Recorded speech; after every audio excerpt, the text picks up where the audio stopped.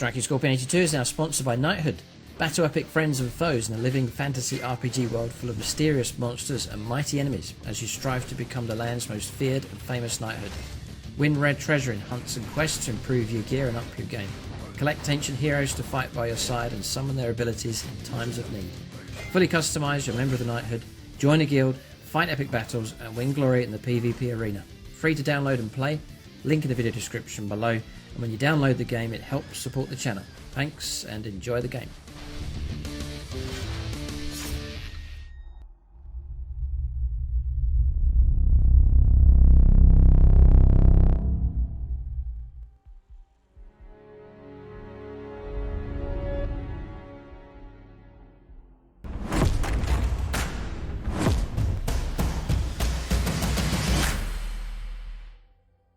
Right, welcome to this review video for the Eldari. I've already done the main video, which would be like the regular Eldar stuff. But I want to separate out the Harlequins so we can focus specifically on those. I've got an army of them on the channel. I'm a massive fan of Harlequins. They're not as popular as other factions, I think, which is a shame because they're amazing models, brilliant play style, and just so unique compared to any of the other factions out there. They are a challenge to paint. So it can put people off. But the sculpts are incredible. So I'm going to do a separate video here. I'm going to run through all the units and stats. We think about how I'm going to craft and rearrange and set up my own army for 2,000 points for 10th edition. So for discount 40k, do use that link in the video description below. For the outpost, it doesn't cost you anything to use that link. But when you do, we get a small bit of kickback onto the channel, and then we can then use the points to get a hold of new models for the armies. It helps us actually expand the models on the channel. So as you expand your collection, we're able to expand the armies and models that you can see in our battle reports. So that's greatly appreciated, and seeing the people coming through that have been doing that has been very helpful indeed. So for the main chunk, check out the main video, and then I thought I'd separate the Harlequins out just to make things more straightforward. So I'm going to run through all of these here in detail. I'll talk about this a fair bit in the main video, but this is crucial here for the Harlequins. This is really powerful stuff that they can get. So your Strands of Fate, the ability to reroll, sorry, not to reroll, it's a fixed result for an advance roll, a battle shock test, a charge roll, damage roll, hit roll, saving throw, and a wound roll. It's mighty powerful. It has been nerfed. I've just written it on here. It is limited to one of those dice per phase, so you can use multiple dice during the turn, but it's limited to one per phase. But still, that crucial saving throw, you can just block it. That hit roll, that wound roll that you must get, I mean, it's so useful, being able to have fixed results with Strands of Fate. So that's really good. And then combine that for now, because Eldar and Harlequins are going to be using the same detachment rules for now, till the Codex comes along. But this one's good enough. Every unit rerolls a single hit roll and a wind roll when they fight and shoot, which is amazingly good. So fantastic. I mean, that's such good news. Really is good for the Harlequins.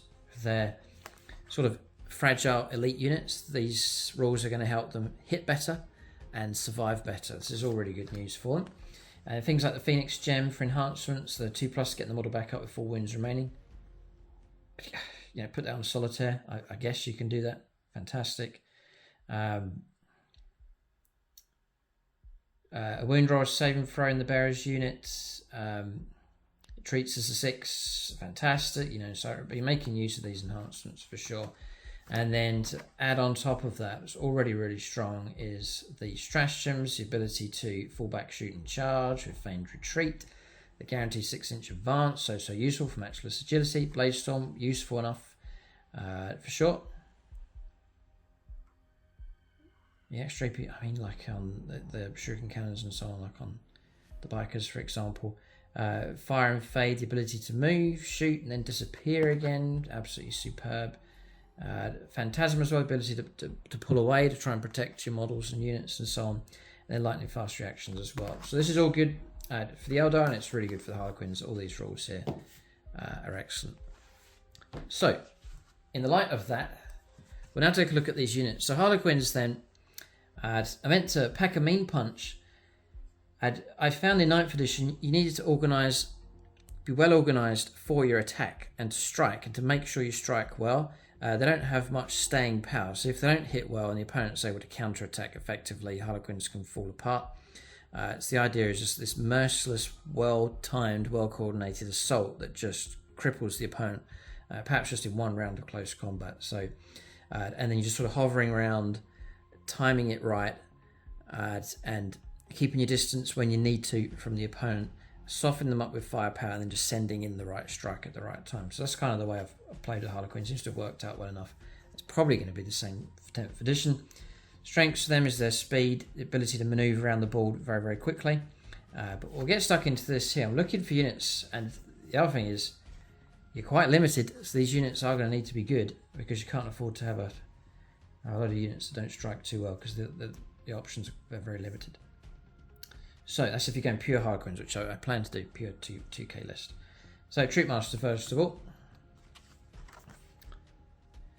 So bearing in mind the rules he's got, the enhancements you can give him. So he's a leader, he has to go over troop. So movement 8. Toughest 3, 6 up save, the 4+ invulnerable save, that's the saving grace here. 4 wounds, so there's not quite as many wounds as before. Leadership 6 up and OC of 1. So the fusion pistol, which I'm just going to take one of those. It's an assault weapon, pistol and melter 2, range 6. 1 attack, 2 to hit, strength 8, -4 and D3 damage. Or if you get in range 3 or you find yourself in close combat, it's D3 plus 2 damage. The Neuro Disruptor, which was pretty good in 9th. It seems to be pretty dreadful now. Well, anti-infantry 2+, assault pistol, range 12, 1 attack, 2 to hit, strength 4, AP 0 and 1 damage. Shuriken pistol, just it is AP -1, that's range 12, 1 attack, 2 to hit, strength 4, AP 1, -1 and 1 damage. So the Harlequin special weapon, it's been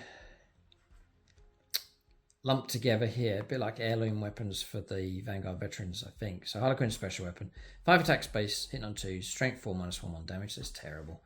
And then the Troupe Master's blade is 6 attacks at 2 to hit, strength 4, -2, 1 damage.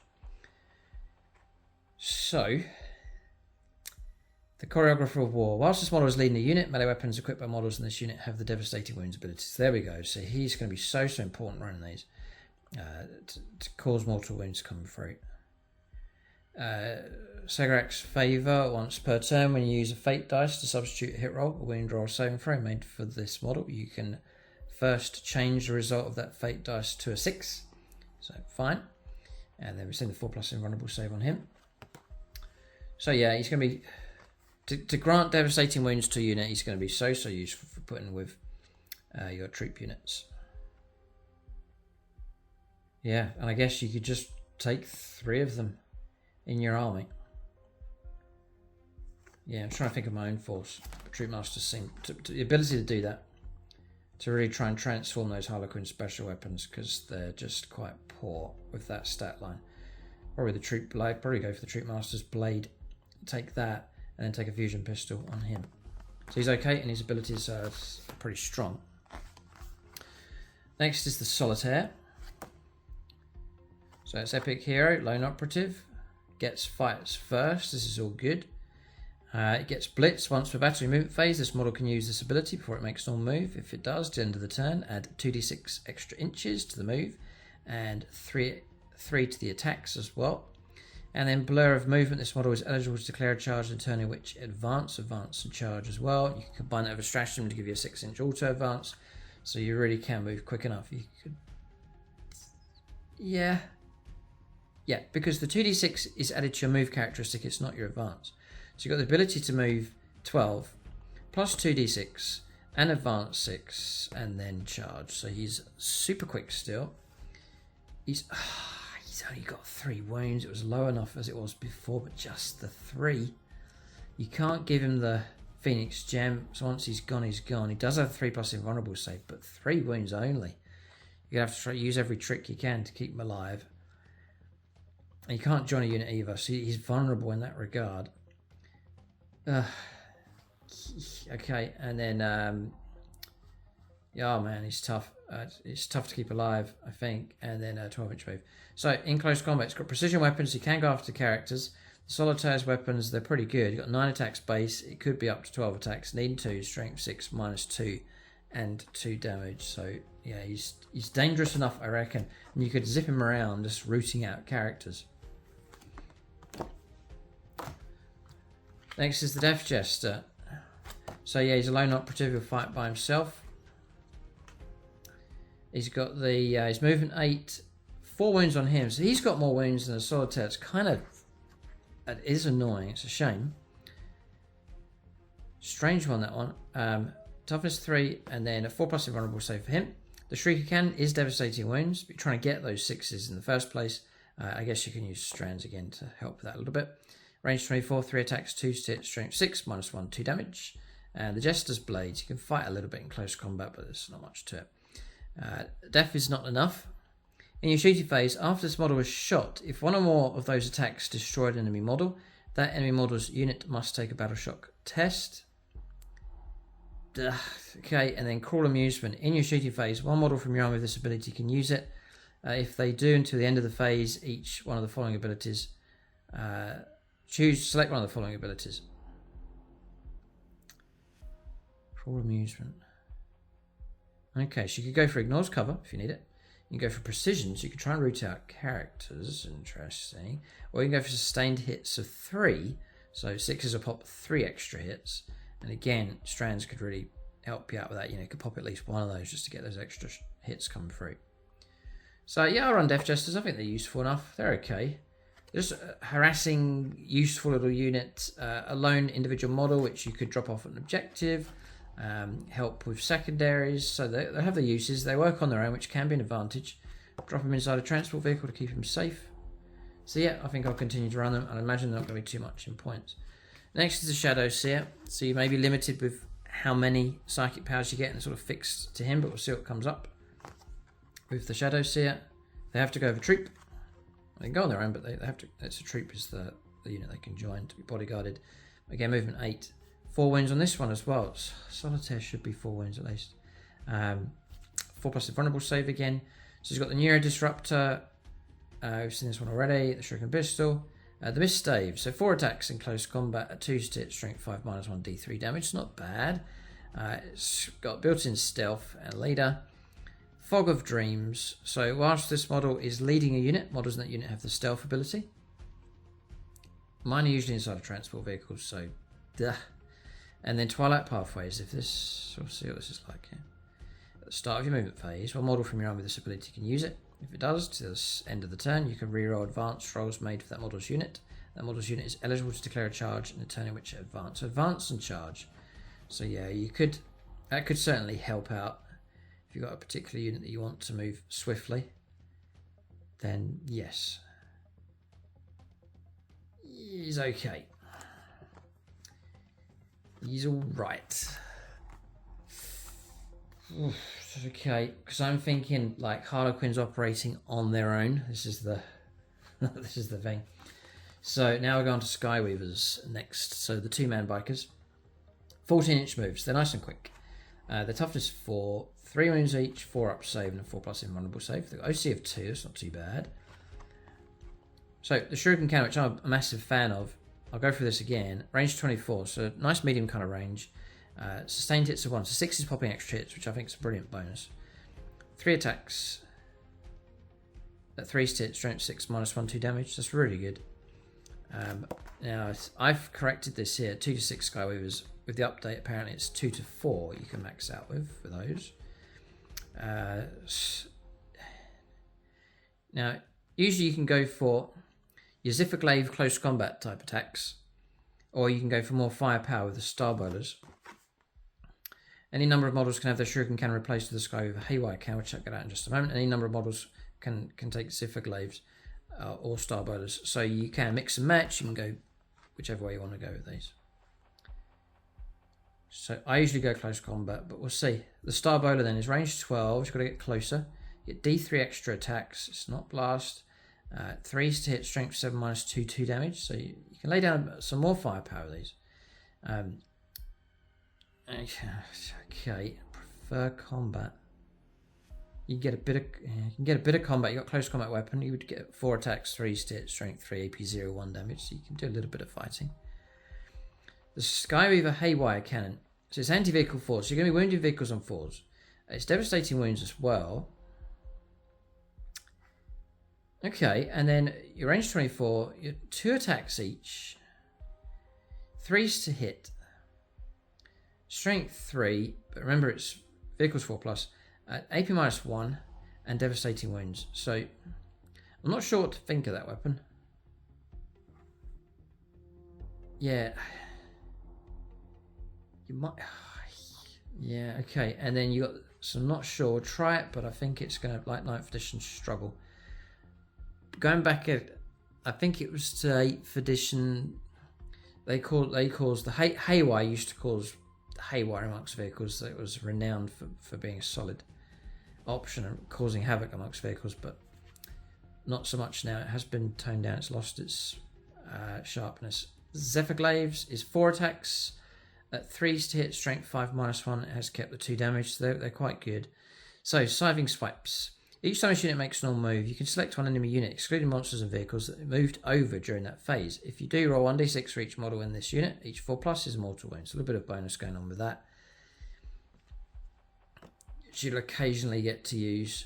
Usually these are kept out of trouble when they're sent in, but if you do move over stuff, there's a chance to cause a couple of mortal wounds. So again, they're okay. A little bit on edge about Harlequins because that's about it. We'll see what the troops can do. Starweaver next. So this is going to be like your transport vehicle, and I think this is going to play an important role in my list here. So again, you're taking shuriken cannons. I think this is one of the best aspects here. So I get 2 of those. So like 6 shots coming out here, pretty good. So it's toughness 6. It's not really improved, and it's 6 wounds. It's not really improved very much. Other vehicles really have done quite well with 10th edition, but these haven't really improved very much at all. I think they were toughness 5 and now toughness 6. Still got 6 wounds. Still got 4 up save. Nice and quick though, 14-inch move. Firing deck 6, so you can open top, you can fire out top of them. Rapid embarkations. At the end of the fight phase, if there are no models currently embarked within this transport, you can select one friendly Harlequin's infantry unit that has 6 or fewer models, is wholly within 6 inches of this transport. Unless that unit is in engagement range of 1 or more enemy units, it can embark within this transport. So all of a sudden, we've tapped into a rule here that is exceptionally useful. And then a 4+ invulnerable save. So you've got out of your vehicle, you've made your move, and you've got into close combat. In the movement phase, you've made sure to move this model up and parked next to your transport vehicle, or your unit, or even move this up to charge to block any kind of overwatch. Keeping tight to unit. Do your fighting with your unit, and then hop back in. Unless that unit is in engagement range of 1 or more enemy units. So you've got to keep that in mind. You might want to try and go for the, if you can, go for the wipeout and clear everything out of the way, and then you can get back inside. If you don't clear it, you can't hop back in. So bear that in mind. But yeah, potentially useful if you're trying to mop up an enemy unit. It's an easy kill. That's fine. Then just hop back inside your transport. And it means you're on the next turn, you're ready to move off or re-disembark and head off in another direction. So that's a brilliant roll and could be very, very useful indeed. Fine. And a bit of Dakar, good gun platform and stuff with us. Okay. But with an army like this, with a fragile army like this, you need to be able to strike really hard and deliver that crippling blow. If you don't, you'll get punished for it. And this is what I'm kind of worried about here with the Harlequins. So, a troop. So, 8-inch move. They do get the 4+ invulnerable save. Harlequin Assault. Each time this unit makes a charge move, at the end of the turn, each time this unit makes a melee attack, you get +1 to the wound roll. So, it's a built-in +1 to the wound roll. Fine. And then to add in the Troupe Master to that unit to give them devastating wounds as well, I think is the way you need to go. So I'm looking at a transport capacity of 6. Should be fine. Yeah, so a squad of 5 with the squad leader of whatever it is, but I'm thinking of the Troupe Master. Yeah. Okay. So, how many? Let's have a look at the loadout here. Any number of models can have their Harlequin's blade replaced with a Harlequin special weapon.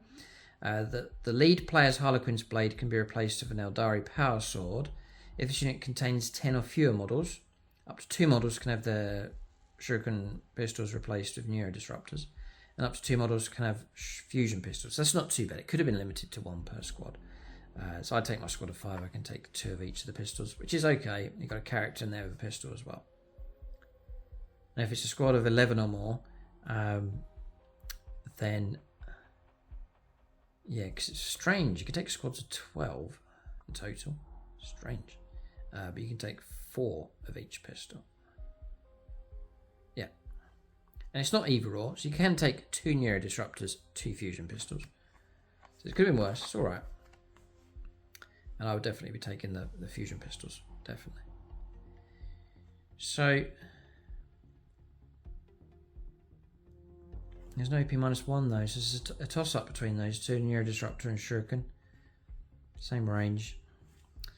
So, melee weapons then. The Eldari Power Sword, I think we've seen that already. The Harlequin's Blade, just get extra attack, but there's no AP-. The Harlequin Special Weapons. I'll be running Harlequin Special Weapons. But they've taken a hit here. Hopefully it diversifies a little bit, like it was with 9th and with other editions here, because this is very generalised. Which is a shame for a faction that's so limited on unit choices and weapons. But that's just the way it is now. It's probably changed with the codex. I hope it changes when the codex comes on. So they're okay, but they need help. And they're not going to be as high impact, I don't think, as they were.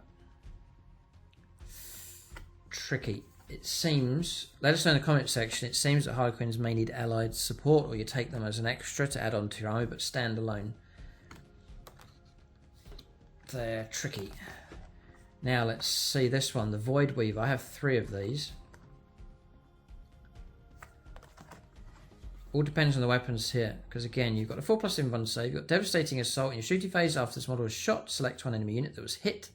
You've got to take a battle shock test, so not that scary. But yeah, for disruption and stuff on objectives and so on, it's helpful enough. So this is the big one, the Prismatic Cannon. So, the Dispersed Pulse. It's a blast weapon. 2d6 attacks, which is really good. Range 36. 3 hit, strength 4. There's no AP- and 1 damage. So, if you need that, I doubt it. But you got the 2 options to choose from, so at least you got the flexibility. So, Prismatic Cannon. Focus Lancers. 2 shots. At 3 to hit. Strength 12. -3, 4 damage. Which is alright. There's potency. That's 4 damage. Take that over d6.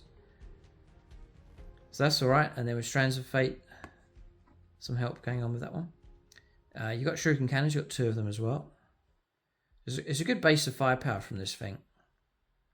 You've got the Voidweaver Haywire Cannon, which is an upped version here of anti-vehicle 4+ devastating wounds. It is 3 attacks though, at range 24, 3 hit, strength 4, -1, and 3 damage. So yeah, I'll still run these, their firepower is going to be useful. So the Prismatic Cannon, 4 damage, 2 shots. It's going to be good against vehicles, monsters, heavy infantry. It's a good all-round weapon, that one. So I'm liking the idea of that. Now, bear in mind, and again, this is the unit that's really going to benefit from this. Strands of Fate is really going to help this unit, protecting it and its firepower. And the built-in reroll, hit roll, and a wound roll, amazingly helpful for these. So, Voidweavers, I like these. Their firepower damage potential is really good. And yeah, I like those. And you could even try and squeeze a 3-up armor save out of these with cover, I'm guessing. 4-up base. Improve it to a 3-up if you're behind cover. I guess you can try and do that. The troops, Troupe Master, they're okay, but I think they're just not going to deliver the killing blow that I'm hoping, not as previously. So there's that to bear in mind. Solitaire is vulnerable just with 3 wounds. So it's going to take a team effort, I think, from the Harlequins to do well. But the parent rules for them, for the Eldari, are strong. So that's good. And there are some encouraging signs here with these. So that's pretty much it for the review. You can keep a lookout for the Harlequins, hoping to play some games with them soon. If you're a Harlequins player and you've actually played some games of 10th edition with Harlequins, especially if you've played pure Harlequins and nothing else, let us know how well you've gone on. Am I too worried, or are they not too good at all? Let us know in the comment section below. Any hints, tips and advice, things perhaps I've missed, some good combinations, share all of that kind of Tactica in the comment section as well. And if you're new to collecting Harlequins or trying to transition over to 10th edition, then check out those comments, see what other experienced Harlequin players have said. They're an amazing faction. I hope they do really well, but we shall have to see. Discount 40k, do use that link in the video description below. It's much appreciated. It does help support the channel. Keep a lookout for more videos. Thanks for watching. Tune in next time.